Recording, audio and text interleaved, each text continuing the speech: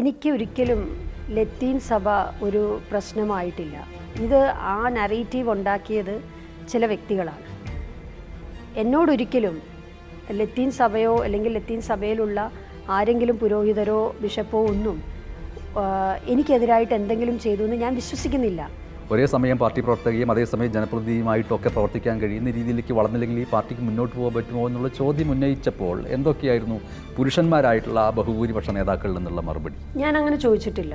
എന്തുകൊണ്ടാണ് അങ്ങനെ ചോദിച്ചാലേ ഈ പറഞ്ഞ രീതിയിൽ മുന്നോട്ട് പോകാൻ കഴിയും? ഞാൻ അങ്ങനെ ഒരു പുരുഷ നേതാവിനോടും ചോദിച്ചില്ല. കാരണം ഞാൻ പ്രവർത്തിച്ചത്, ഞാൻ വന്നത് ഒരു സംവരണത്തിൻ്റെ അടിസ്ഥാനത്തിലല്ല. ഞാൻ പാർട്ടി പ്രവർത്തനം തുടങ്ങിയത് എല്ലാ പുരുഷന്മാരും എങ്ങനെയൊക്കെയാണോ പ്രവർത്തിക്കുന്നത് അതുപോലെ തന്നെയുള്ള എല്ലാ പ്രവർത്തനങ്ങളും ഞാനും ചെയ്തിട്ടുണ്ട്. എന്ത് കൊടുക്കണം എന്ത് കൊടുക്കണ്ട എന്ന് പാർട്ടി നേതൃത്വമാണ് തീരുമാനിക്കേണ്ടത്.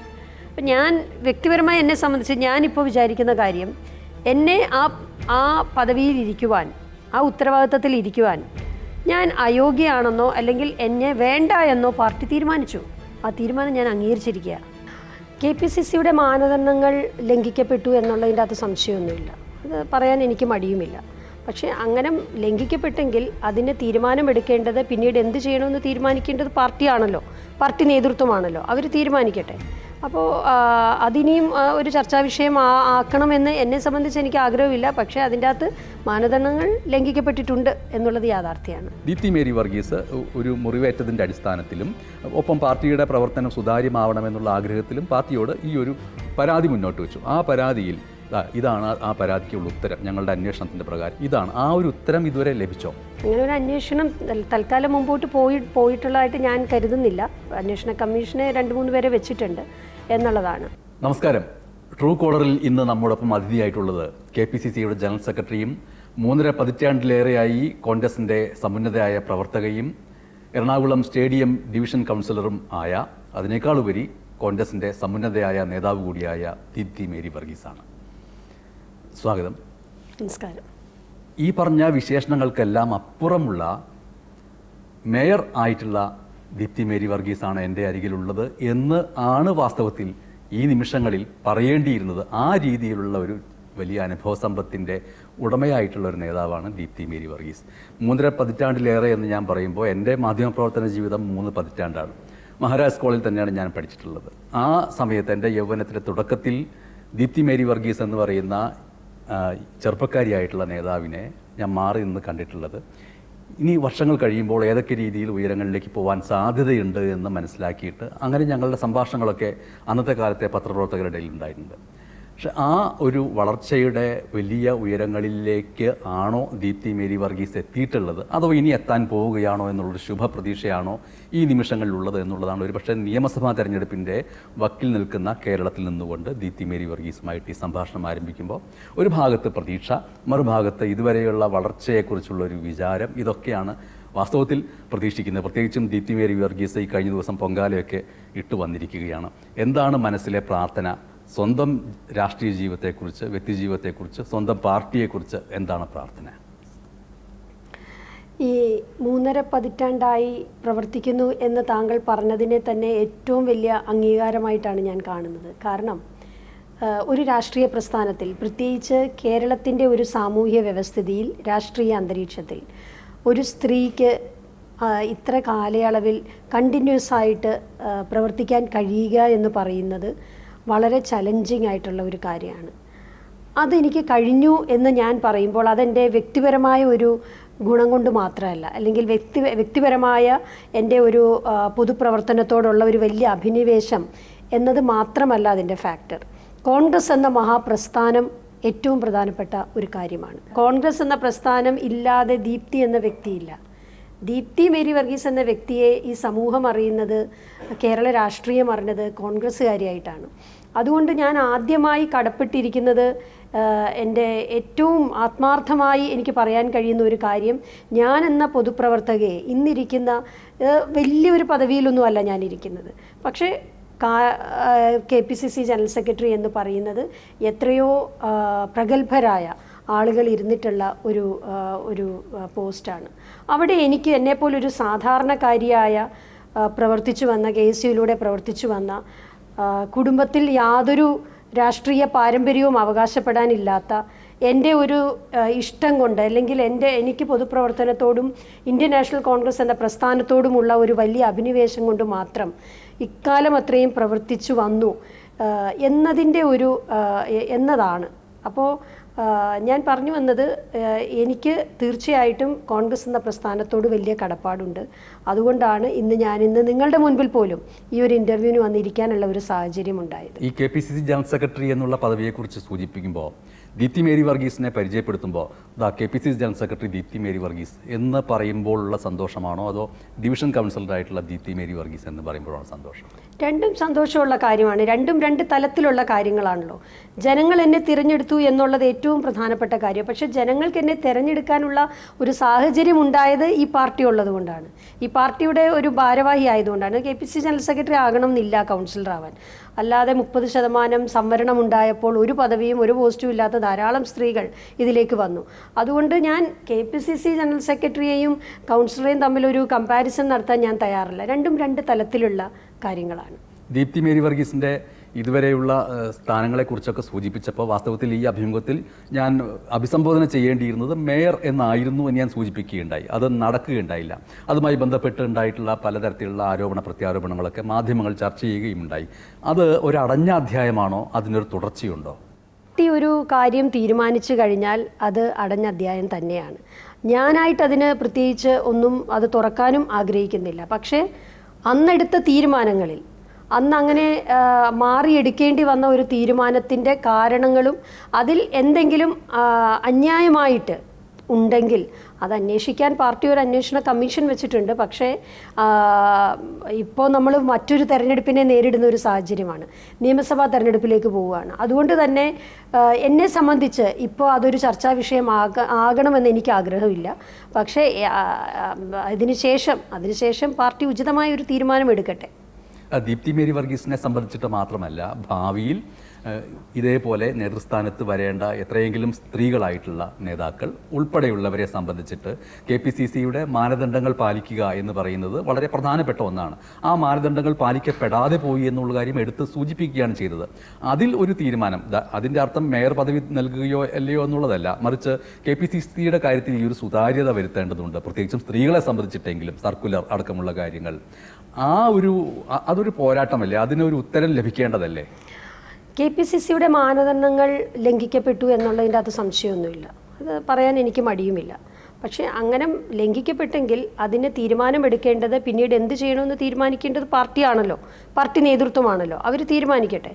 അപ്പോൾ അതിനെയും ഒരു ചർച്ചാ വിഷയം ആക്കണമെന്ന് എന്നെ സംബന്ധിച്ച് എനിക്ക് ആഗ്രഹമില്ല. പക്ഷേ അതിൻ്റെ അകത്ത് മാനദണ്ഡങ്ങൾ ലംഘിക്കപ്പെട്ടിട്ടുണ്ട് എന്നുള്ളത് യാഥാർത്ഥ്യമാണ്. ദീപ്തി മേരി വർഗീസ് ഒരു മുറിവേറ്റതിൻ്റെ അടിസ്ഥാനത്തിലും ഒപ്പം പാർട്ടിയുടെ പ്രവർത്തനം സുതാര്യമാവണമെന്നുള്ള ആഗ്രഹത്തിലും പാർട്ടിയോട് ഈ ഒരു പരാതി മുന്നോട്ട് വെച്ചു. ആ പരാതിയിൽ ഇതാണ് ആ പരാതിക്കുള്ള ഉത്തരം, ഞങ്ങളുടെ അന്വേഷണത്തിൻ്റെ പ്രകാരം ഇതാണ്. ആ ഒരു ഉത്തരം ഇതുവരെ ലഭിച്ചോ? അങ്ങനെ ഒരു അന്വേഷണം തൽക്കാലം മുമ്പോട്ട് പോയിട്ടുള്ളതായിട്ട് ഞാൻ കരുതുന്നില്ല. അന്വേഷണ കമ്മീഷനെ 2-3 പേരെ വെച്ചിട്ടുണ്ട് എന്നുള്ളതാണ്.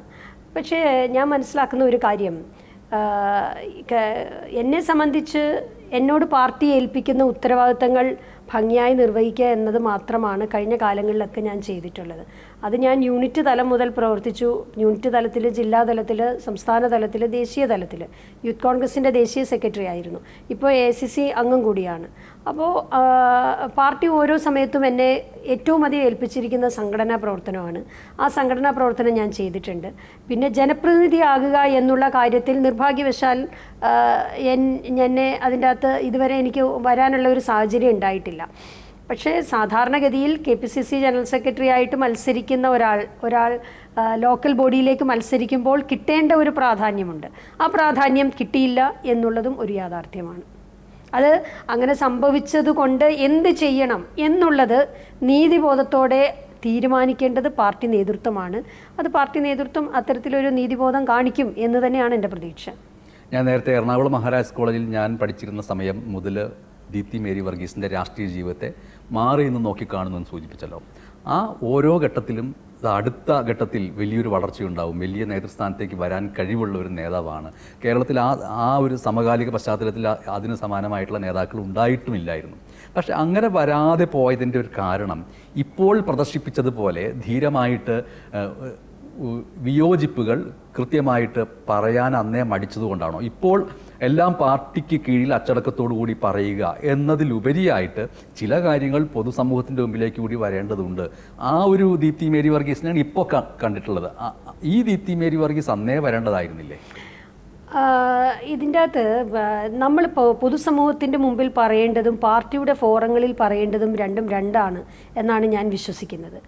പാർട്ടിയെ മോശമാക്കുന്നതൊന്നും നമ്മൾ പൊതുസമൂഹത്തിൽ പറയേണ്ട ആവശ്യമില്ല. പക്ഷേ പൊതുസമൂഹം എന്ന് പറയുന്നത് പാർട്ടിയും കൂടിയാണ്. ഇതൊരു ഇൻ്റർ റിലേറ്റഡ് ആണ്. പൊതുസമൂഹം എന്ന് പറയുന്നത് ജനങ്ങളാണ്. ആ ജനങ്ങൾ എത്രയോ പേർ കോൺഗ്രസിനെ വലിയ ആരാധനയോടെ കാണുന്നവരുണ്ടാകും. കോൺഗ്രസ് ഭരണത്തിൽ തിരിച്ചു വരണമെന്ന് ആഗ്രഹിക്കുന്നവരുണ്ടാകും. അപ്പോൾ അവർക്ക് തീർച്ചയായിട്ടും അവർക്കൊരു അസസ്മെൻ്റ് ഉണ്ടല്ലോ. അവർക്കൊരു സംഭവം ഉണ്ടാകുമ്പോൾ ഇതെന്തുകൊണ്ട് സംഭവിച്ചു എന്നുള്ളത് മനസ്സിലാക്കാനുള്ള നല്ല രാഷ്ട്രീയ ബോധവും അത്തരത്തിൽ ബോധ്യമുള്ള ആളുകളാണ് മലയാളികൾ എന്ന് പറയുന്നത്, പ്രത്യേകിച്ച് കേരളത്തിലുള്ള ആളുകൾ. അപ്പോൾ അതുകൊണ്ട് അവർക്കറിയാം എന്താണെന്നുള്ളത്. ഞാനിപ്പോൾ അത് പറയാതെ തന്നെ എന്തായിരിക്കും അവിടെ സംഭവിച്ചത് എന്നുള്ളത് അവർക്കറിയാവുന്ന കാര്യമാണ്. പിന്നെ എല്ലാ പാർട്ടികൾക്കും തെറ്റുകൾ സംഭവിക്കുമല്ലോ. CPM-ന് സംഭവിക്കില്ലേ, BJP-ക്ക് സംഭവിക്കില്ല. എല്ലാ പാർട്ടികൾക്കും തീരുമാനങ്ങൾ എടുക്കുന്നതിൽ ചില അപര്യാപ്തതകളും ചില തെറ്റുകളും ഒക്കെ സംഭവിക്കാറുണ്ട്. അത് തിരുത്തി പോവുക എന്നുള്ളതാണ്. അത് പാർട്ടി നേതൃത്വം ആലോചിക്കട്ടെ. ദീപ്തി, ഈ ഒരു വിഷയത്തിൽ ആദ്യമായിട്ട് ഒരു പരാതി ഉന്നയിച്ചപ്പോൾ ആ പരാതിയിലേക്കുള്ള അന്വേഷണത്തിലേക്ക് പോകുന്നതിന് മുമ്പേ തന്നെ അതിനെ വെട്ടുന്ന രീതിയിൽ എല്ലാ മാനദണ്ഡങ്ങളും പാലിച്ചിട്ടുണ്ട് എന്ന് DCC പ്രസിഡന്റ് സൂചിപ്പിക്കുകയുണ്ടായി. അപ്പോൾ പിന്നെ അവിടെ തന്നെ അന്വേഷണം വഴിമുട്ടുന്നൊരവസ്ഥയിലേക്ക് വന്നുവോ? അതായത് ഞാനങ്ങനെ വ്യക്തിപരമായ ഒരു പരാതി അല്ല, ഞാനങ്ങനെ ഒരു പരാതി വ്യക്തിപരമായി ഒന്നും പറഞ്ഞിട്ടില്ല. ഇതിൽ കോൺഗ്രസിൻ്റെ സമുന്നതരായ നേതാക്കൾക്ക് തന്നെ ബോധ്യമുണ്ട് ഈ സംഭവിച്ചതിലുള്ള അപര്യാപ്തത തെറ്റെന്താണ് എന്നുള്ളത് അവർക്ക് തന്നെ അറിയാം. അവർ തന്നെയാണ് എൻ്റെ അടുത്ത് പല കാര്യങ്ങളും ഇങ്ങോട്ട് കമ്മ്യൂണിക്കേറ്റ് ചെയ്തതും സംസാരിച്ചതുമൊക്കെ. അപ്പം അതിൻ്റെ ഭാഗമായിട്ടാണ് അന്വേഷണ കമ്മീഷൻ വരുന്നത്. അല്ലാതെ ഞാൻ വ്യക്തിപരമായിട്ട് എന്നെ എന്തുകൊണ്ടാക്കിയില്ല എന്ന് പറഞ്ഞ പരാതി ഞാൻ വ്യക്തിപരമായി കൊടുത്തിട്ടില്ല. ഇതിൽ ലീഡർഷിപ്പിൻ്റെ ഭാഗത്തുള്ള വലിയൊരു ഭൂരിപക്ഷം ലീഡർഷിപ്പിൽ നിൽക്കുന്ന ആളുകൾക്കും ഇത് ശരിയായില്ല എന്നുള്ളൊരു തോന്നലുണ്ട് എന്നുള്ളത് കൊണ്ടാണല്ലോ അത്തരത്തിലൊരു അന്വേഷണ കമ്മീഷൻ വന്നത്. ഭാവിയിൽ ഇതേപോലുള്ള സന്ദർഭങ്ങൾ വന്നാൽ, ഇപ്പോൾ മേയർ സ്ഥാനത്തേക്ക് അടക്കമുള്ള കാര്യത്തിൽ പരിഗണിക്കപ്പെടുന്നതിന് അനവധി പേരുടെ പേരുകൾ വന്നാൽ അതിൽ KPCC അപ്പോഴെങ്കിലും ഇടപെടേണ്ടതുണ്ട് എന്നുള്ള നിലയിലേക്ക് ഒരു തിരുത്തൽ പാർട്ടിയുടെ ഒരു ഘടനാപരമായിട്ടുള്ള പ്രവർത്തനത്തിലൊക്കെ വരുത്താൻ ഇത് പ്രേരകമാകുമോ? ഇത് യഥാർത്ഥത്തിൽ KPCCക്ക് വളരെ കൃത്യമായിട്ടുള്ള മാനദണ്ഡങ്ങൾ ഉണ്ടായിരുന്നു എങ്ങനെയാണ് തീരുമാനിക്കേണ്ടത് എന്നുള്ളത്. ആ രീതിയിലാണ് മറ്റെല്ലാ സ്ഥലങ്ങളിലും തീരുമാനിച്ചത്. ഇവിടെ ചില പ്രശ്നങ്ങളുണ്ടായി. അത് ചില വ്യക്തികളാണ് അത്തരത്തിലുള്ള ഒരു തീരുമാനം. ഞാൻ അതിനെ ഒരു പാർട്ടി എന്ന് പറയാൻ ഞാൻ ആഗ്രഹിക്കുന്നില്ല. പാർട്ടി ലീഡർഷിപ്പ് എന്ന് പറഞ്ഞാൽ നിരവധി ആളുകളുണ്ടല്ലോ. അവരെല്ലാവരും കൂടെ ഒരുമിച്ച് നിന്നെടുത്ത ഒരു തീരുമാനമാണെന്നൊന്നും ഞാൻ കരുതുന്നില്ല. പക്ഷേ ഞാൻ ആ ഡിസ്കഷൻ ഇപ്പോൾ ഞാൻ തൽക്കാലം പറയുന്നില്ല. പിന്നീട് വേണ്ടി വന്നാൽ പറയാം. അതെ, പ്രതിപക്ഷ നേതാവ് VD സതീശൻ അന്ന് കോർപ്പറേഷനിലേക്കുള്ള ആ തെരഞ്ഞെടുപ്പിൻ്റെ തദ്ദേശ തെരഞ്ഞെടുപ്പിനെ കോർപ്പറേഷൻ്റെ ഒരു കോൺടെസ്റ്റിൽ സവിശേഷമായിട്ട് നയിക്കുക എന്നുള്ളൊരു ചുമതല നൽകുകയുണ്ടായി ദീപ്തി മേരി വർഗീസിനെ സംബന്ധിച്ചിട്ട്. അപ്പോൾ ആ അനുഭവം, ആ പ്രചാരണവും മുന്നോട്ട് പോക്കും ഒക്കെ ഈ രീതിയിൽ അതിൻ്റെ വിജയത്തിന് ശേഷവും നയിക്കാൻ കഴിയുമെന്നുള്ള പ്രതീക്ഷയിലേക്കുള്ള ഒരു ആത്മവിശ്വാസം നൽകിയിരുന്നോ? സ്വാഭാവികമായിട്ടും ഇപ്പോൾ താങ്കൾ തുടക്കത്തിൽ സൂചിപ്പിച്ച പോലെ 3.5 പതിറ്റാണ്ട് ഒരു എക്സ്പീരിയൻസ് ഉള്ള ഒരാൾ, ഒരു KPCC ജനറൽ സെക്രട്ടറിയുടെ ഒരാൾക്ക് കോർപ്പറേഷനിലേക്ക് കൗൺസിലറായിട്ട് മത്സരിക്കുമ്പോൾ പാർട്ടിക്ക് ഒരു പ്രതീക്ഷ ഉണ്ടാവുമല്ലോ, സ്വാഭാവികമാണല്ലോ. അത് ഞാൻ പറയേണ്ട ആവശ്യമില്ല. ആ പ്രതീക്ഷ അത് തെരഞ്ഞെടുപ്പിൻ്റെ മുമ്പുള്ള പ്രവർത്തന കാര്യങ്ങളിലും ഞാൻ ഒപ്പം നിന്ന് പ്രവർത്തിച്ചിട്ടുണ്ട്. പ്രതിപക്ഷ നേതാവിനായിരുന്നു ചാർജ്. എന്നോട് ഏറ്റവും എനിക്ക് വലിയ പിന്തുണ തരികയും ഈ തെരഞ്ഞെടുപ്പിൽ അത് ലീഡ് ചെയ്യണമെന്നുള്ള നിലയ്ക്ക് തന്നെയായിരുന്നു അദ്ദേഹം പറഞ്ഞത്. പക്ഷേ ഞാൻ അദ്ദേഹത്തെ ഇതിൻ്റെ അകത്ത് കുറ്റപ്പെടുത്താൻ ആഗ്രഹിക്കുന്നില്ല. കാരണം അതിൻ്റെ അകത്ത് ഒരാൾ മാത്രം എടുത്ത ഒരു തീരുമാനമോ ഒന്നുമല്ല. അതിൻ്റെ അകത്ത് ചില തെറ്റുകൾ സംഭവിച്ചിട്ടുണ്ട്. ആ തെറ്റുകൾ എന്താണെന്നുള്ളത് ബോധ്യമുള്ളത് കൊണ്ടാണ് പാർട്ടി ഒരു അന്വേഷണം പറഞ്ഞിരിക്കുന്നത്. അന്വേഷണം നടക്കട്ടെ.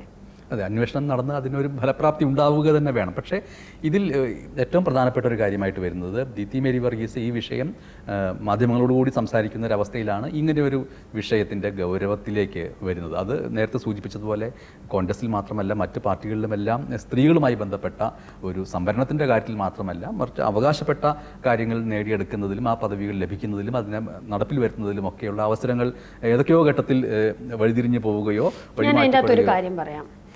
എന്നോട് പ്രവർത്തിക്കാൻ പറഞ്ഞു, അത് നേതൃത്വം കൊടുക്കണമെന്ന് പറഞ്ഞു, ഞാനത് ചെയ്തിട്ടുണ്ട്.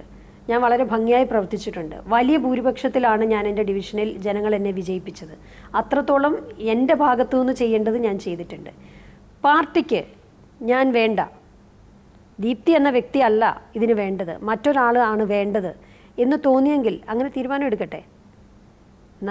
ഈ ആളല്ല ഇതിന് യോഗ്യതയുള്ള ആൾ, മറ്റൊരാളാണ് ഇതിന് യോഗ്യതയുള്ളത്, അല്ലെങ്കിൽ മറ്റ് 2 പേരാണ് ഇതിന് യോഗ്യതയുള്ളത് എന്ന് പാർട്ടിക്ക് തീരുമാനമെടുത്തെങ്കിൽ അങ്ങനെ തീരുമാനിക്കട്ടെ. അത്രമാത്രം എനിക്ക് അതിനെപ്പറ്റി പറയാം. തീരുമാനിക്കാം, തീർച്ചയായിട്ടും. പക്ഷേ നമ്മൾ സംസാരിക്കുന്നത് മാർച്ച് മാസത്തിലാണ്. മാർച്ച് 8 കഴിഞ്ഞിട്ടേ ഉള്ളൂ. സ്ത്രീകൾ, കേരളത്തിലെ രാഷ്ട്രീയ പാർട്ടികളിലെ സ്ത്രീകൾ മാത്രമല്ല, സാംസ്കാരിക മേഖലയിൽ കോൺഗ്രസിലുള്ളവരും ഇടതുപക്ഷത്തുള്ളവരുമായിട്ടുള്ള സ്ത്രീകൾ സവിശേഷമായിട്ട് ഈ വിഷയത്തെ കാണുകയുണ്ടായി. കാരണം ഒരു വനിതാ നേതാവ് ഈ രീതിയിൽ ഉയർന്ന് പറയേണ്ടിയിരിക്കുന്നു, അത് എല്ലാ മേഖലയിലും വരേണ്ടിയിരിക്കുന്നു. അതിലൊരു പ്രശ്നമുണ്ട്. ഈ വനിതാ മേയറാണ്, അപ്പോൾ എനിക്ക് പകരം വന്നിരിക്കുന്നത് വനിതകളാണ്. അതിൻ്റെ അകത്തൊരു സ്ത്രീ വിഷയം ഞാൻ കാണുന്നില്ല, മറിച്ച് അതിൻ്റെ അകത്ത് ഒരു നയപരമായ വിഷയമാണുള്ളത്. അത് പ്രവർത്തിച്ചു വരുന്ന സംഘടനയിൽ ശക്തമായി പ്രവർത്തിച്ചു വരുന്ന സ്ത്രീകൾക്ക് അക്കോർഡിംഗ് ടു ദി മെറിറ്റ് എന്ത് കൊടുക്കണം എന്ത് കൊടുക്കണ്ട എന്ന് പാർട്ടി നേതൃത്വമാണ് തീരുമാനിക്കേണ്ടത്. അപ്പം ഞാൻ വ്യക്തിപരമായി എന്നെ സംബന്ധിച്ച് ഞാനിപ്പോൾ വിചാരിക്കുന്ന കാര്യം, എന്നെ ആ പദവിയിൽ ഇരിക്കുവാൻ, ആ ഉത്തരവാദിത്തത്തിൽ ഇരിക്കുവാൻ ഞാൻ അയോഗ്യയാണെന്നോ അല്ലെങ്കിൽ എന്നെ വേണ്ട എന്നോ പാർട്ടി തീരുമാനിച്ചു. ആ തീരുമാനം ഞാൻ അംഗീകരിച്ചിരിക്കുക. അപ്പോൾ ഇനി തീരുമാനിച്ചവരാരാണോ അവർ നയിക്കട്ടെ, അവർ ചെയ്യട്ടെ. അത് അയോഗ്യയാണ് എന്ന് തീരുമാനിച്ചു എന്ന് പറയാൻ കഴിയുമോ? യോഗ്യത ഉള്ള പലർ വന്നു. യോഗ്യതയുണ്ടെങ്കിൽ ഞാൻ ആകുമായിരുന്നല്ലോ. എന്നേക്കാൾ യോഗ്യതയുള്ളവരാണ് ഇപ്പോൾ വന്നിരിക്കുന്നത് എന്നാണ് പാർട്ടി കരുതുന്നത്. അതുകൊണ്ടാണ് അവരിയ്ക്കുന്നത്. എൻ്റെ എല്ലാ പിന്തുണയും ഞാൻ അവർക്ക് കൊടുക്കുക. അതുകൊണ്ട് എന്നേക്കാൾ യോഗ്യരായ 2 ആളുകളെ പാർട്ടി തീരുമാനിച്ചു. അവർ ആ ഉത്തരവാദിത്തം ചെയ്യട്ടെ. അവരെക്കാൾ യോഗ്യത കുറഞ്ഞ ഞാൻ അവരെ പിന്തുണയ്ക്കുക എന്നുള്ളതാണ് ഞാൻ ചെയ്യേണ്ട ഉത്തരവാദിത്തം. അത് ഞാൻ ചെയ്യാൻ പോവുകയാണ്. അവിടെയാണ് അത് ഒരു അടഞ്ഞ അധ്യായമാണെന്ന് സൂചിപ്പിക്കുന്നത്. പക്ഷേ ആ അടഞ്ഞ അധ്യായങ്ങൾ ഒരു വാതിൽ തുറക്കുമ്പോൾ, ഇപ്പോൾ പകുതി അടഞ്ഞ ഒരു വാതിൽ പുറമേ നിന്ന് നോക്കുമ്പോൾ പകുതി അടഞ്ഞു എന്ന് തോന്നുമെങ്കിലും മറ്റൊരു ഭാഗത്ത് നോക്കുമ്പോൾ പകുതി തുറന്നിരിക്കുന്നതും കൂടിയാണ്. അപ്പോൾ മുൻ DGP ശ്രീലേഖ BJPയിലേക്ക് വരികയും ഒരു കൗൺസിലറായിട്ട് മാറുകയും ചെയ്യുകയുണ്ടായി. പക്ഷേ കഴിഞ്ഞ ദിവസം അവർ ഈ വരാൻ പോകുന്ന നിയമസഭാ തെരഞ്ഞെടുപ്പിൽ BJPയുടെ കീഴിൽ മത്സരിക്കാൻ പോകുന്നു എന്നുള്ള ആ വാർത്ത കേട്ടപ്പോൾ പെട്ടെന്ന് എൻ്റെ മനസ്സിലേക്ക് ദീപ്തി മേരി വർഗീസിൻ്റെ മുഖം ഓർമ്മയിലേക്ക് വന്നു. ആ മുഖം ഓർമ്മയിലേക്ക് വരാൻ കാരണം അതൊരു അടഞ്ഞ അധ്യായമല്ല എന്നുള്ള നിലയ്ക്കാണ്. അങ്ങനെ നിയമസഭാ തെരഞ്ഞെടുപ്പിൽ മത്സരിക്കാനുള്ള ഒരു സാധ്യത തെളിഞ്ഞു വന്നാൽ അതിനെ എങ്ങനെയാണ് ദീപ്തി മേരി വർഗീസ് കാണുന്നത്? അല്ല, അത് പാർട്ടി അങ്ങനെ ഒരു തീരുമാനത്തിലേക്ക് വരികയാണെങ്കിൽ, അല്ലെങ്കിൽ പാർട്ടി അത്തരത്തിലൊരു അവസരം തരികയാണെങ്കിൽ തീർച്ചയായിട്ടും മത്സരിക്കുമല്ലോ. അതിനകത്ത് രണ്ടാമതൊന്നും ചിന്തിക്കേണ്ട ആവശ്യമില്ലല്ലോ. അത് തീർച്ചയായും ഞാൻ അതിന് അയോഗ്യമായിട്ടുള്ള ഒരാളാണെന്ന് ഞാൻ കരുതുന്നില്ല. ഇന്ന് കേരളത്തിലെ കോൺഗ്രസ് പാർട്ടിയിൽ തീർച്ചയായിട്ടും മത്സരിക്കാൻ ഞാനൊരു അയോഗ്യയല്ല. പാർട്ടി അതിനൊരു അവസരം തന്നാൽ തീർച്ചയായിട്ടും മത്സരിക്കും. ഇതിനു മുൻപുള്ള പല വർഷങ്ങളിലും ദീപ്തി മേരി വർഗീസിൻ്റെ പേര് പ്രത്യക്ഷത്തിലും പരോക്ഷത്തിലുമൊക്കെ ഉണ്ടായിട്ടുണ്ട്. നിയമസഭാ തെരഞ്ഞെടുപ്പുകളുടെ വേളയിൽ അനുഭവ സമ്പത്തിൻ്റെയും പരിചയത്തിൻ്റെയും ഒക്കെ പശ്ചാത്തലത്തിൽ കഴിഞ്ഞ നിയമസഭാ തെരഞ്ഞെടുപ്പിൽ തന്നെ തൃക്കാക്കര മണ്ഡലത്തിൽ ദീപ്തിയുടെ പേര് ഉയർന്ന് കേൾക്കുകയും ചെയ്തിരുന്നു. തൃക്കാക്കര മണ്ഡലത്തെ സംബന്ധിച്ചിട്ട് എന്താണ് സംഭവിച്ചിട്ട് പോയത്, അല്ലെങ്കിൽ ഇനി എന്താണ് സാധ്യത എന്നാണ് കരുതുന്നത്? തൃക്കാക്കര മണ്ഡലത്തിൽ PT തോമസിൻ്റെ മരണശേഷം അദ്ദേഹത്തിൻ്റെ പത്നിക്ക് അത് കൊടുക്കുന്ന സാഹചര്യമുണ്ടായി. അന്ന് 4 വർഷത്തോളം കംപ്ലീറ്റ് ചെയ്യാനുണ്ടായിരുന്നു. അപ്പോൾ ഒരു ഇൻകംപ്ലീറ്റ് ആയിട്ടുള്ള ഒരു അവസ്ഥയിലാണ് അദ്ദേഹം മരണപ്പെടുന്നത്. ഒരു ടേം കംപ്ലീറ്റ് ചെയ്യാൻ കഴിയാതെ മരണപ്പെടുകയായിരുന്നു. അന്ന് പാർട്ടി ഒന്നടങ്കം എടുത്ത തീരുമാനമായിരുന്നു അദ്ദേഹത്തിൻ്റെ ഭാര്യയെ മത്സരിപ്പിക്കാം എന്നുള്ളത്. അപ്പം അന്ന് ഞങ്ങളെല്ലാവരും ഒറ്റക്കെട്ടായിട്ട് ആ തീരുമാനത്തിനോടൊപ്പം നിന്നു. അതൊരു ടേമിലേക്ക് അവർ മത്സരിക്കട്ടെ എന്ന് പാർട്ടി തീരുമാനിച്ചു. ആ തീരുമാനം ഞങ്ങളെല്ലാവരും അംഗീകരിച്ചു. എല്ലാവരും ഒറ്റക്കെട്ടായി അതിൻ്റെ അകത്ത് പ്രയത്നിച്ചു. ആ പാർട്ടി ഒറ്റക്കെട്ടായി പ്രയത്നിച്ചതിൻ്റെ ഒരു ഫലമാണ് ആ വലിയ ഭൂരിപക്ഷം ലഭിച്ചത്. തൃക്കാക്കരയെ സംബന്ധിച്ച് 23,800 എന്ന് പറയുന്നത് ബെന്നി ബെഹനാൻ്റെ ഭൂരിപക്ഷമാണ്. ഇത്രയും അന്ന് വോട്ടർമാരില്ലാത്ത ഒരു സാഹചര്യത്തിൽ ഡീലിമിറ്റേഷൻ കഴിഞ്ഞ് ആദ്യമായി തൃക്കാക്കര നിയോജക മണ്ഡലം രൂപം കൊണ്ട സമയത്ത് ബെന്നി ബെഹനാന് കിട്ടിയത് 23,800 വോട്ടാണ്. അതിൽ നിന്ന് അല്പം കൂടി വോട്ട് ഇപ്രാവശ്യം കിട്ടിയിട്ടുണ്ട്. അത് ഒരു ഉപതെരഞ്ഞെടുപ്പും അതുപോലെ തന്നെ കേരളത്തിലെ മുഴുവൻ നേതാക്കളും കോൺഗ്രസിൻ്റെ നേതാക്കൾ പാർട്ടിയുടെ ഏറ്റവും സ്ട്രോങ് ഫോൾഡായിട്ടുള്ള മണ്ഡലമാണ് തൃക്കാക്കര. അവിടെ എല്ലാവരും കൂടെ ഒറ്റക്കെട്ടായി പ്രവർത്തിക്കുകയും കൂടെ ചെയ്തപ്പോൾ വലിയ ഭൂരിപക്ഷം കിട്ടി. അത് പാർട്ടിയുടെ വിജയമാണ്. അതിൻ്റെ അകത്ത് പാർട്ടിയുടെ വിജയവും ഒപ്പം തന്നെ പി ടി തോമസിന്റെ ഓർമ്മയും ആ ഓർമ്മയുമായി ബന്ധപ്പെട്ട അതെന്താണെന്നുള്ളത് നിങ്ങൾ അസസ് ചെയ്തോ? കാരണം ബെന്നി ബെഹനാൻ മത്സരിക്കുമ്പോഴും 23,800 ഇത്രയും വോട്ടർമാരില്ലാത്ത സാഹചര്യത്തിൽ കിട്ടിയ മണ്ഡലമാണ് തൃക്കാക്കര. പിന്നീട് പി ടി തോമസ് മത്സരിച്ചപ്പോൾ 2 തവണയും പിന്നോട്ട് പോവുകയും ചെയ്തു. ആ കാരണത്തിലേക്കൊന്നും ഞാനിപ്പോൾ തൽക്കാലം കടക്കുന്നില്ല. ബെന്നി ബെഹനാന് വലിയ ഭൂരിപക്ഷം കിട്ടുകയും പിന്നീട് ബെന്നി ബെഹനാൻ 1 തവണ MLA ആയി നിൽക്കുന്നു. നല്ല MLA ആയിരുന്നു, നന്നായി പ്രവർത്തിച്ചിരുന്ന ഒരു MLA ആയിരുന്നു. ആ MLA മാറ്റിയിട്ടാണ് അന്ന് ഇടുക്കിയിൽ നിന്ന് പി ടി തോമസിന് ഈ സീറ്റ് കൊടുക്കുന്നത്. ഈ സീറ്റ് കൊടുത്തപ്പോൾ 9,500 വോട്ടിൻ്റെ ഭൂരിപക്ഷമാണ് പി ടിക്ക് കിട്ടിയത്. വല്ലാതെ വോട്ട് കുറഞ്ഞ അന്ന് വലിയൊരു പിന്നെ പ്രവർത്തകരുടെ ഇടയിൽ തന്നെ വലിയ രോഷമുണ്ടായി. ഒറ്റത്തവണ മത്സരിച്ച ബെന്നി ബെഹനാനെ പോലെ ഉള്ള ഒരു MLA മാറ്റി എന്നുള്ള ഒരു വലിയ വികാരമുണ്ടായി. എന്നിരുന്നാലും തൃക്കാക്കര ജയിച്ചു. കാരണം കോൺഗ്രസിനെ സംബന്ധിച്ച് തൃക്കാക്കര ഏറ്റവും സ്ട്രോങ് ഫോൾഡായിട്ടുള്ള ഒരു മണ്ഡലമാണ്. പിന്നീട് അദ്ദേഹം 2 തവണ മത്സരിക്കുന്നു. അതിനുശേഷം അദ്ദേഹം മരണപ്പെടുന്നു. അതിനുശേഷം ഭാര്യയ്ക്ക് സീറ്റ് കൊടുക്കുന്നു. അത് ആ ടേം കംപ്ലീറ്റ് ചെയ്യാൻ വേണ്ടി ഞാൻ മുമ്പ് പറഞ്ഞ പോലെ ഞങ്ങളെല്ലാവരും ഒറ്റക്കെട്ടായി പ്രവർത്തിച്ചു. ഇനിയിപ്പോൾ അവർ തുടരണോ വേണ്ടയോ എന്നുള്ളത് പാർട്ടിയാണ് തീരുമാനിക്കേണ്ടത്. പാർട്ടി തുടരണമെന്ന് തീരുമാനിച്ചാൽ തുടരണം. ഞങ്ങളെല്ലാവരും ശക്തമായി പ്രവർത്തിക്കും. തുടരാൻ ആഗ്രഹമില്ല എന്നുള്ള നിലയ്ക്ക് അവർ പ്രതികരിച്ചു എന്നുള്ള രീതിയിലുള്ള വാർത്ത, ഉമാ തോമസ് അങ്ങനെ പ്രതികരിച്ചു എന്നുള്ള രീതിയിലുള്ള ചില വാർത്തകൾ ചില മാധ്യമങ്ങളിൽ വരികയുണ്ടായി. തൃക്കാക്കര മണ്ഡലം ഉൾക്കൊള്ളുന്ന ഇടത്താണ് ദീപ്തി മേരി വർഗീസ് താമസിക്കുന്നത് എന്നാണ് ഞാൻ മനസ്സിലാക്കുന്നത്. ആ മണ്ഡലവുമായിട്ട് ദീപ്തി മേരി വർഗീസിൻ്റെ ഒരു ബന്ധം എങ്ങനെയാണ്, ജനങ്ങളുമായിട്ടുള്ള ബന്ധം? തൃക്കാക്കര തൃപ്പൂണിത്തുറ ആയിരുന്നപ്പോഴും ഞാൻ അവിടെ തന്നെയാണ് താമസിച്ചിരുന്നത്. ഞാൻ എൻ്റെ ചെറുപ്പകാലം മുതൽ ഞാൻ താമസിക്കുന്ന സ്ഥലം, ഞാൻ എൻ്റെ പ്രവർത്തന മണ്ഡലം എൻ്റെ മണ്ഡലം ഏതാണെന്ന് ചോദിച്ചാൽ ആദ്യം തൃപ്പൂണിത്തുറയായിരുന്നു. പിന്നീട് തൃക്കാക്കരയായി വന്നപ്പോൾ അത് തൃക്കാക്കര ആണ്. ഞാൻ കൗൺസിലറായി 2 പ്രാവശ്യമായിട്ട് ഇപ്പോൾ വിജയിക്കുന്നതും അതേ മണ്ഡലത്തിൽ നിന്നാണ്. എന്നെ സംബന്ധിച്ച് എൻ്റെ സ്വന്തം സ്ഥലമാണ്, ഞാൻ ജീവിച്ച് വളർന്ന എൻ്റെ സ്ഥലമാണ്. പ്രവർത്തകരെല്ലാം എനിക്ക് ഏറ്റവും അടുത്തറിയാവുന്ന പ്രവർത്തകരാണ്. വളരെ സ്നേഹത്തോടെ എന്നോടൊപ്പം നിന്ന് പ്രവർത്തിക്കുന്ന ആളുകളാണ്. അതുകൊണ്ട് അതെൻ്റെ ശരിക്കും ഹോം കോൺസ്റ്റിറ്റ്യുവൻസിയാണ്. തൃക്കാക്കര മണ്ഡലത്തിൽ സ്ഥാനാർത്ഥിയായാൽ മറ്റൊന്നും ആലോചിക്കാതെ ഒരു ഹോംവർക്കും ഇല്ലാതെ നേരെ കാലെടുത്ത് വെച്ച് തുടങ്ങാവുന്ന ഒന്നേ ഉള്ളൂ ദീപ്തി മേരി വർഗീസിനെ അല്ല, എന്നെ സംബന്ധിച്ചല്ല. തൃക്കാക്കര മണ്ഡലത്തിൻ്റെ പ്രത്യേകത, അവിടെ കോൺഗ്രസിൻ്റെ കൈപ്പത്തി ചിഹ്നത്തിൽ ആര് മത്സരിച്ചാലും വലിയ ഭൂരിപക്ഷത്തിൽ ജയിക്കും. അതിന് പ്രത്യേകിച്ച് സഹതാപ തരംഗമോ മറ്റുള്ള എന്തെങ്കിലും കാര്യങ്ങളോ ഒന്നും ആവശ്യമില്ല. കോൺഗ്രസിൻ്റെ മണ്ഡലമാണ് തൃക്കാക്കര. വലിയ ഭൂരിപക്ഷത്തിന് ഇപ്രാവശ്യം ജയിക്കും ആര് നിന്നാലും. വർഗീസ് ആകുമ്പോൾ ഓരോരുത്തരെയും പേര് വിളിച്ചും വിശേഷങ്ങൾ ചോദിച്ചും കുടുംബ വിശേഷങ്ങൾ ചോദിച്ചും ഒക്കെ വോട്ട് ചോദിക്കാവുന്ന ഒരു സന്ദർഭമില്ലേ എന്നല്ല. അല്ല, അതൊക്കെ ഉണ്ട്. പക്ഷേ അതിനേക്കാൾ ഉപരിയായിട്ട് അവിടെ ആര് നിന്നാലും വിജയിക്കും. ആ മണ്ഡലത്തിൻ്റെ പ്രത്യേകത, ഞങ്ങളുടെ ഏറ്റവും പ്രധാനപ്പെട്ട നമ്പർ 1 സീറ്റാണ് തൃക്കാക്കര. ആ മണ്ഡലത്തിൻ്റെ സാധ്യതകൾ എന്ന് പറയുന്നത്, വളരുന്ന കൊച്ചി എന്ന് പറഞ്ഞാൽ അത് തൃക്കാക്കരയാണെന്നാണ് ഞാൻ വിശ്വസിക്കുന്നത്.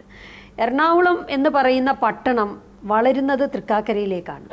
കാക്കനാട് എന്ന് പറയുന്ന ആ മേഖല, തൃക്കാക്കര എന്ന് പറയുന്ന ആ മേഖല, അവിടെ ധാരാളം ഇനിയും ഡെവലപ്മെൻറ്റിനുള്ള സാധ്യതയുണ്ട്. നമ്മുടെ IT മുഴുവൻ ഇൻഫോ പാർക്ക് ഉൾപ്പെടെ ഉള്ളതെല്ലാം അവിടെയാണ്. നമ്മുടെ മെട്രോയുടെ എക്സ്റ്റൻഷൻ അങ്ങോട്ടേക്ക് വന്നിരിക്കുന്നു. മെട്രോ അങ്ങോട്ട് വരേണ്ടത് വളരെ ആവശ്യമായിരുന്നു. ഏറ്റവും പ്രധാനപ്പെട്ട എറണാകുളത്തു നിന്നുള്ള കണക്ടിവിറ്റി ശരിക്കും ഇത് നേരത്തെ തന്നെ കാക്കനാട് ഭാഗത്തു നിന്ന് ഉണ്ടാവണമെന്നായിരുന്നു എൻ്റെ അഭിപ്രായം. കാരണം വളരെ വേഗത്തിൽ ആളുകൾക്ക് ആക്സസബിൾ ആകുന്ന ട്രാൻസ്പോർട്ട് സിസ്റ്റം തൃക്കാക്കരയിൽ ആവശ്യമുണ്ട്. അപ്പം വളരുന്ന നഗരം ഏതാണെന്ന് ചോദിച്ചാൽ, ആ മണ്ഡലം ഏതാണെന്ന് ചോദിച്ചാൽ തൃക്കാക്കരയാണ്. അപ്പം അത്രയും നല്ല ഒരു മണ്ഡലത്തിൽ നല്ല ശക്തമായിട്ട് പ്രവർത്തിക്കാൻ കഴിയുന്ന ഒരാൾ തീർച്ചയായിട്ടും ഉണ്ടാകേണ്ടതാണ്. അത് ഉണ്ടായാൽ വലിയ ഡെവലപ്മെന്റ്സ് അവിടെ ഉണ്ടാകും. ആ മണ്ഡലത്തിന്റെ ഓരോ വികസന പ്രവർത്തനവും നേരിട്ട് മനസ്സിലാക്കുകയും കണ്ടറിയുകയും അതിന്റെ സ്പന്ദനം മനസ്സിലാക്കുകയും ചെയ്തിട്ടുള്ള ആളെന്നുള്ള നിലയ്ക്ക് ദീപ്തി മേരി വർഗീസിന് ആ മണ്ഡലത്തെ മുൻനിർത്തിക്കൊണ്ട് ആ മണ്ഡലത്തിലൂടെ സാധ്യമാക്കാൻ കഴിയുമെന്ന് കരുതുന്ന തുടർച്ചയായിട്ടുള്ള വികസനവും അതൊരു പക്ഷേ കേരളത്തിന് മൊത്തത്തിൽ മാതൃകയാക്കാവുന്നതും എന്ന് കരുതുന്ന എന്തൊക്കെ പദ്ധതികൾ മനസ്സിലുണ്ട്? അത് കേരളത്തിൻ്റെ വ്യവസായ നഗരം എന്ന് പറയുന്നത് എറണാകുളമാണ്. ആ എറണാകുളത്തിൻ്റെ ഏറ്റവും പ്രധാനപ്പെട്ട സ്ഥലമാണ് തൃക്കാക്കര എന്ന് പറയുന്നത്. ഇവിടെ IT ഫീൽഡിലുള്ള വലിയ ഡെവലപ്മെൻറ്റ് നടത്താൻ കഴിയുന്ന ഒരു മേഖലയാണ്.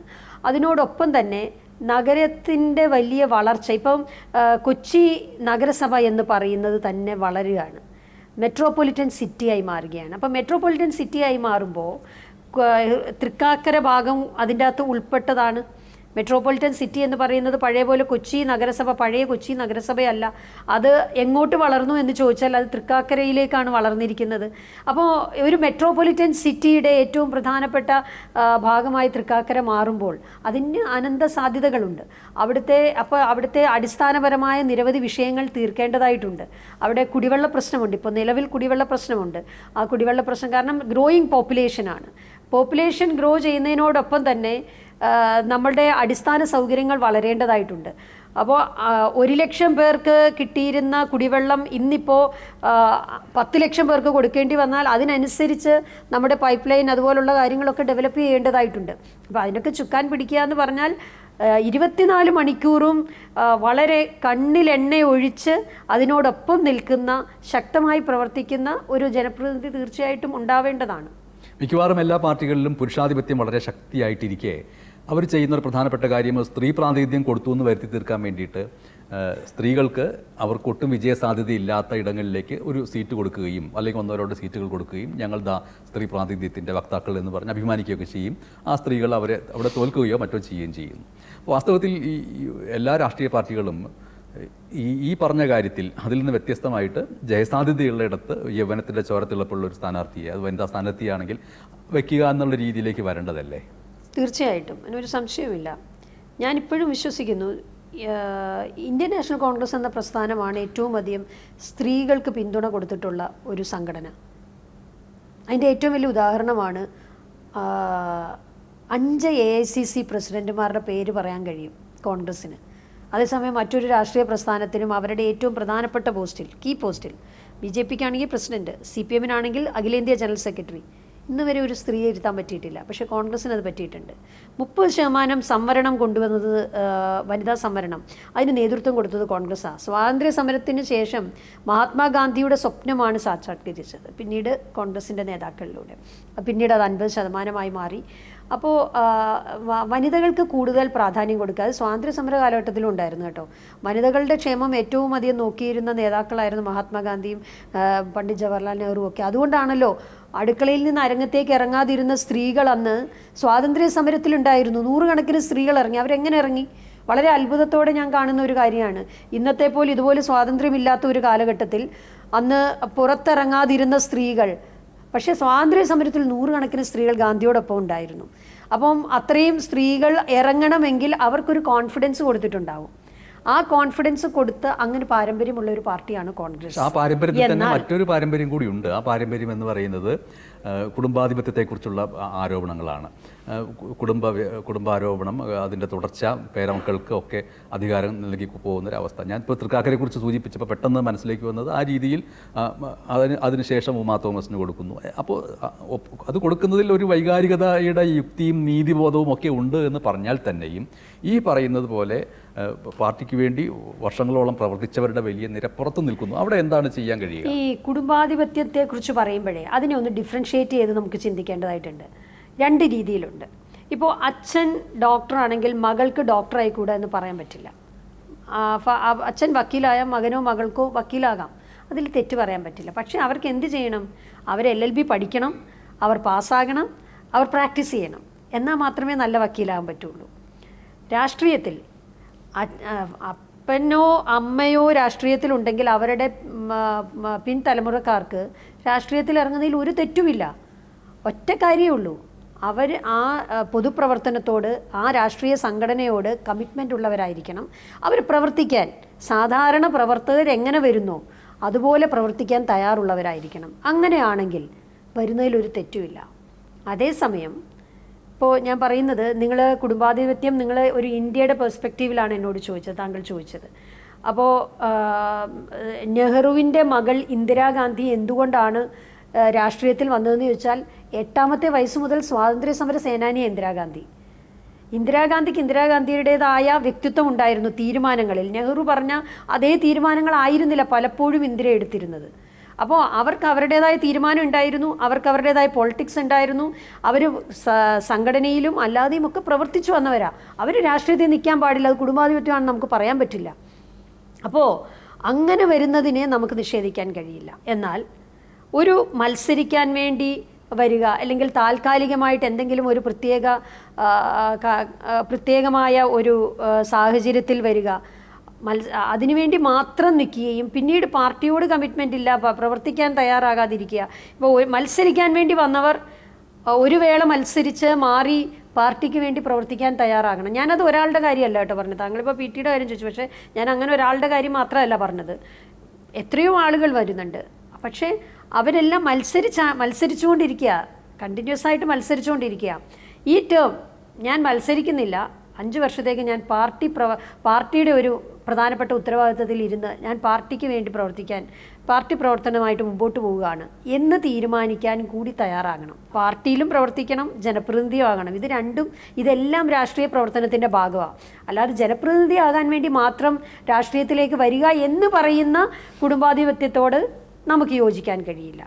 അതേസമയം പാർട്ടി പ്രവർത്തനത്തോടൊപ്പം തന്നെ ജനപ്രതിനിധിയാകുന്നതിന് നമുക്ക് തെറ്റ് പറയാൻ പറ്റില്ല. ഇപ്പോൾ ഞാനൊരു ഉദാഹരണം പറയാം. ചാണ്ടി ഉമ്മൻ KSU കാലം മുതൽ പ്രവർത്തിച്ച് വന്നിരുന്ന ഒരു വ്യക്തിയാണ്. അപ്പോൾ ഭാരത് ജോഡോ യാത്രയിലൊക്കെ ആണെങ്കിൽ മുഴുവൻ ദിവസവും കാലിൽ ചെരുപ്പ് പോലും ഇടാതെ പുള്ളി അതിൻ്റെ സ്പിരിറ്റ് ഉൾക്കൊണ്ടു. ചാണ്ടി ഉമ്മൻ അങ്ങനെ പ്രവർത്തിക്കുകയാണ്. അപ്പോൾ അദ്ദേഹം ഇപ്പോൾ അവിടെ മത്സരിച്ചത് ഉമ്മൻചാണ്ടിയുടെ മകനായതുകൊണ്ട് മാത്രമല്ല മത്സരിച്ചത്, നല്ലൊരു പ്രവർത്തകനും കൂടിയാണ്, അതുകൊണ്ടാണ് മത്സരിച്ചത്. അപ്പോൾ അങ്ങനെ നമുക്ക് വേറിട്ട കാര്യങ്ങൾ പറയാനുണ്ടാകും. അപ്പോൾ അതിനെ ഞാൻ പറയുന്നത്, കുടുംബാധിപത്യം എന്ന് പറയുമ്പോൾ അങ്ങനെ ഡിഫറൻഷ്യേറ്റ് ചെയ്ത് കാണണം എന്ന് ഞാൻ പറയുക.